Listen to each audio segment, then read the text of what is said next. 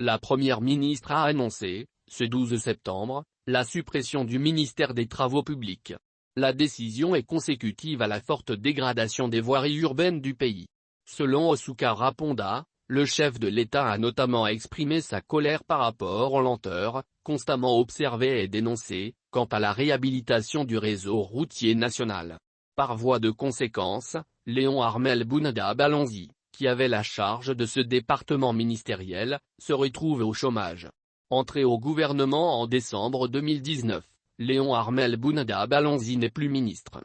À travers un communiqué, la première ministre a annoncé, ce 12 septembre à Libreville, la dissolution du département des Travaux publics, dont Léon Armel Bounada Balanzi avait la charge. Par décret du président de la République, chef de l'État, en date de ce jour, le ministère des Travaux publics, de l'Équipement et des Infrastructures, est dissous, a annoncé Rose Christiane Osuka Raponda. Cette décision découle de la forte dégradation des voiries urbaines du pays, pour lesquelles le chef de l'État a exprimé sa colère par rapport aux lenteurs, constamment observées et dénoncées par lui, dans la réhabilitation du réseau routier national. En plus de ses fonctions de première ministre, Rose Christiane Osuka Raponda se voit ainsi confier le département des Travaux publics.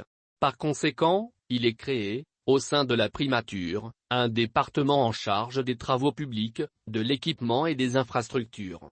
Le personnel du ministère dissous est mis à la disposition de la primature, a annoncé la patronne de la primature.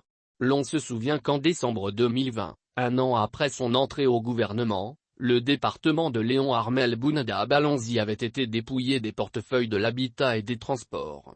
Par ailleurs, la dissolution pure et simple du ministère des Travaux publics ne sonne-t-il pas comme un énième aveu d'échec du gouvernement d'Ali Bongo?